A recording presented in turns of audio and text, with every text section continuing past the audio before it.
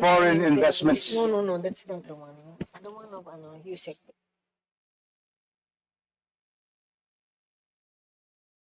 Okay, and then another thing that we are also looking at is for the MSME development program. Maybe we're still looking for the amount for that, no, the marketing for the How much would you need for the my for the favorite? MSME development. Micro, small, and medium. I was with the Masikat. Yes, what was given to us is 500 million, but 99.5% of the business establishment is MSME and 60% of the labor force is MSME. So if we want them to grow, we need more funds for the Serbisyo Negosyo Caravan, meaning we go around the country, which we've already started in the DTI Goes to the Regions, to really promote also what are the programs of DTI that these MSMEs can avail, and what are also the initiatives of DTI that they can avail of, whether local distribution or global distribution. So How much would you request this committee? we were asking To for add to another the,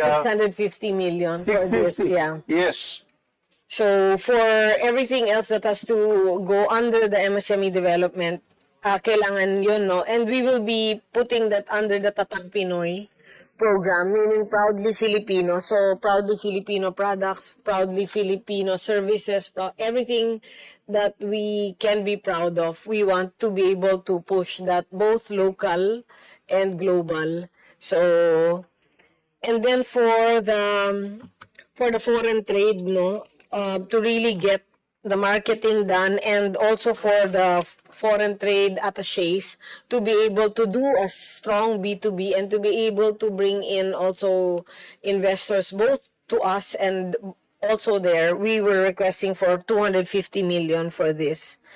Kasi we want a trillion peso foreign investments to come in, but our budget is only 1 billion. So if you calculate it, 1 billion divided by how many trillions, it's negligible.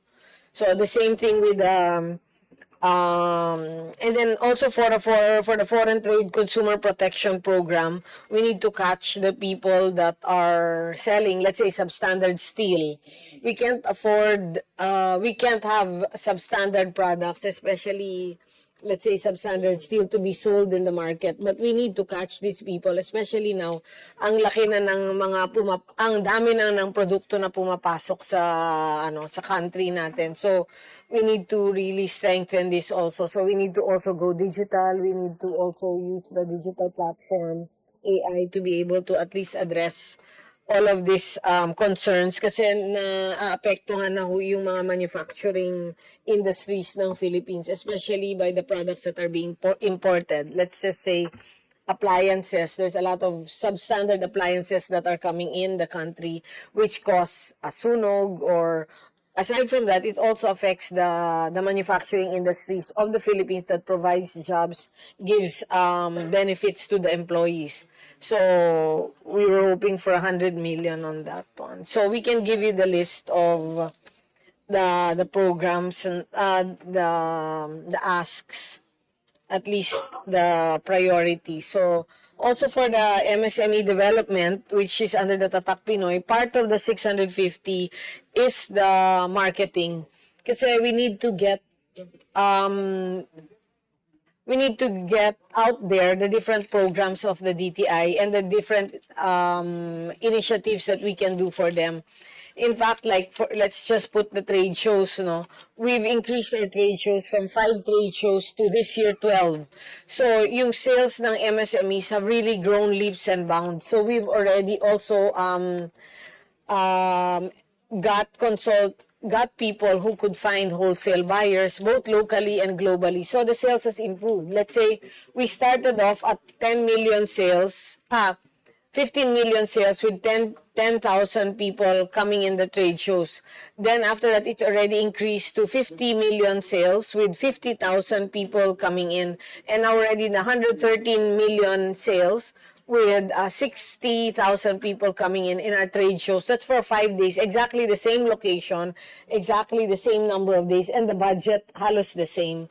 But we've really used marketing to really draw to really get the people to come to us. And then we've also leveled it up because we invite a lot of international, people, let's say ambassadors, buyers, to really check out also the products, So we've also leveled it up. We've also used like the Philippine Philharmonic Orchestra because we also want to show the people what we have. We can't just keep them in the sidelines. So part of the budget goes to promoting also people like them. And we also encourage the young people to come to see also what we have, not just, it's just kept and they're left behind. So we really need this budget, especially to push the MSMEs. But marketing and product development and packaging design will also come into this 650. Kasi if we really look at it, our products, wala namang problema na sa taste, but natatalo talaga tayo sa packaging. We're really lagging behind on this. So, those are the things that we would like to use the budget. Thank you, Secretary, for encapsulating really important thrust of the DTI. Foreign investments, and you need those funds, and then our small, medium, and micro enterprises, 99%. So please submit that to the committee, the entire request, including protection of our consumers, these three big important functions of the DTI. And certainly, I would like to therefore state that in the proper time, Mr. Chairman, this representation will move not only for the approval of the figures and the budget of the NEP, but for the augmentation of the budget of the DTI and its attached agencies, Mr. Chairman. So, now, lastly, I still have some time.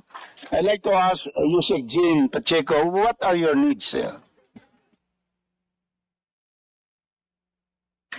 Thank you, Mr. Chair. Thank you very much, Kong Rufus. Thank you, sir. Of course, I defer to what the Secretary has.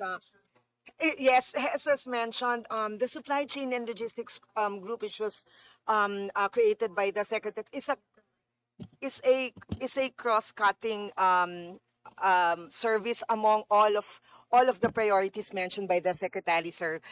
So whether it's consumer protection, foreign trade, and SME development, as we've seen in our logistics mission, Mr. Chair, what we are doing is really to support not only the regional operations but all the other units within the DTI. So the perspective, Mr. Chair, is really this additional budget will have supply chain lens in the programs, and we really look forward to having this additional funding. How much? Mr. Chair, can we give the numbers that we will send? But thank you very much, We support you on that. We were together in the market sensing in Europe. We are putting up the first national food hub at the Clark International Airport area. And the next one will be the regional hub in Cagayan de Oro City. Imagine that. So next, my last point is we'd like to ask the city through Chairman Alex, so what do you need? Thank you, Congressman Rodriguez, and to the Honorable Chair and to all the honorable members of this committee. Well, the CDA, as far as we're concerned, we have three major functions, Your Honor. That's developmental, next is regulatory, and third is adjudication. And we wish and pray, Your Honor, that our developmental role will be given some additional funds so that we can provide more developmental efforts to the more than 20,000 cooperatives in entire the Philippines, Your Honor. Thank you. How much would you need reasonable amount to be able to perform your three important functions, including quasi-judicial, quasi-determination of issues?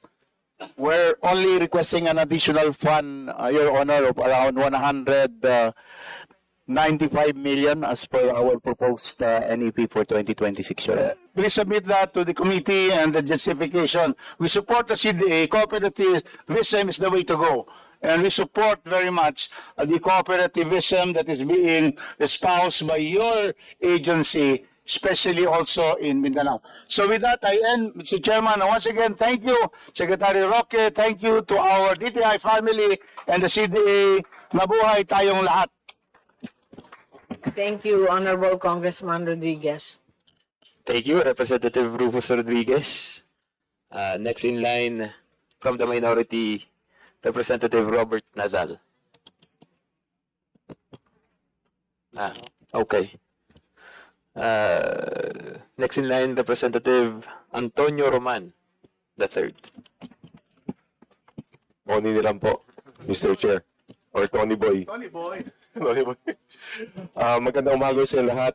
Alam nyo, it's a pleasure to attend today's hearing for the simple reason that when I was a young man, I worked for the DTI as a liaison to the Philippine Senate. Now, don't ask who the senators were because you'll find out how old I am. But just to contextualize my questions, let me just say that the heart of development is economic empowerment. When people are financially capable, when they have access to credit, markets, and the right infrastructure, they are no longer just beneficiaries of aid, but become drivers of growth themselves. Empowered citizens are more productive, they reinvest, they innovate, and they become entrepreneurs. This to me is true emancipation when people are free, not only from poverty, but also from dependency. Yet empowerment cannot come from fragmented programs. Microcredit without market access traps people in debt. Skills training without jobs creates underemployment. And economic zones without linkages to surrounding communities widen inequality.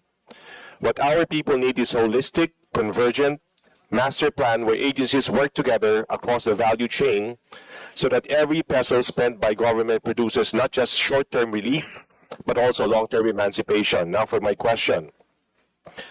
How does the DTI ensure that its programs, whether micro, small, or medium enterprises, entrepreneurship, or trade facilitation, are not isolated interventions, but part of a larger convergence with DA, DOLE, TESDA, and DICT so that our people can walk the full journey from capacity building to production to marketing to trade?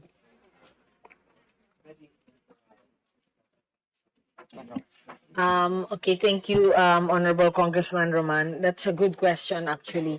We are taking now a whole government approach on this. There are some programs that were in DTI that we've actually moved to the different agency. Let's say the CARE, the Center for AI Research.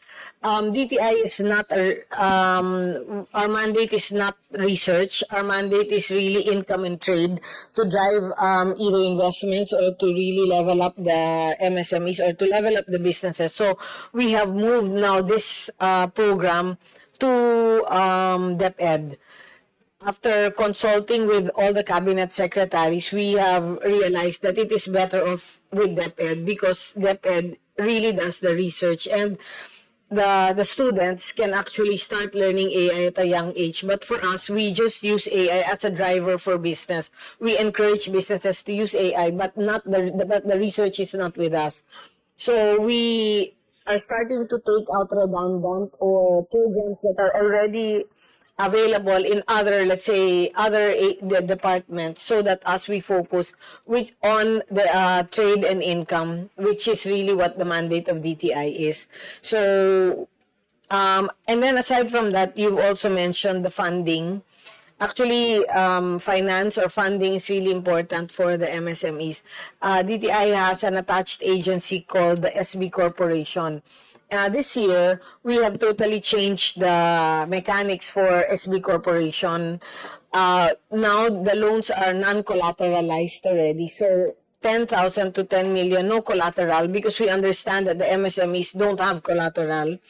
And then 1 year, no payment of principal and interest, because this will give the MSMEs at least time to be able to grow the business. Kasi if we charge them principal or even interest in the start, so the money that they'll pay there is the money na inutang din nila.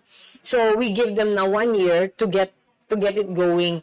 And then the amount is still 10 billion, but we've already specifically put down